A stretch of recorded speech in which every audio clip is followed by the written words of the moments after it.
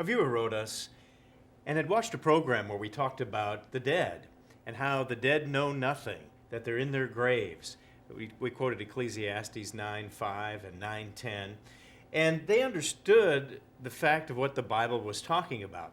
But a question came up in their mind when they thought about what it says in Matthew.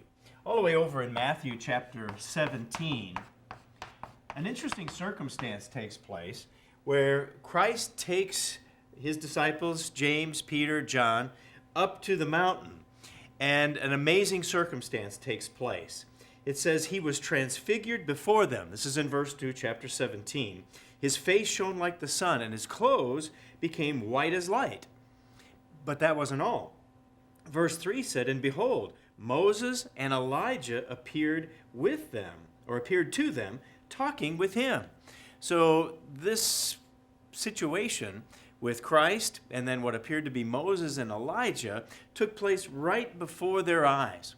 So the viewer had the question, well, how is it then if the dead are dead know nothing, and even David is dead and buried and his grave is still with us to this day, as Scripture says, how could Moses and Elijah meet with Christ and in that configuration or in that transfiguration?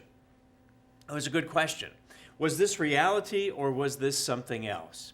Well, many times in the Bible, if you keep reading and look at the context of what Scripture says, we can find out a lot more information. And sure enough, when we look down just a little bit further to verse 9, it gives us the information we need so that Scripture does match. There is no conflict between these different thoughts. In verse 9, it says, they came down from the mountain, and Jesus commanded them. And here's what he said, tell the vision to no one until the Son of Man is risen from the dead.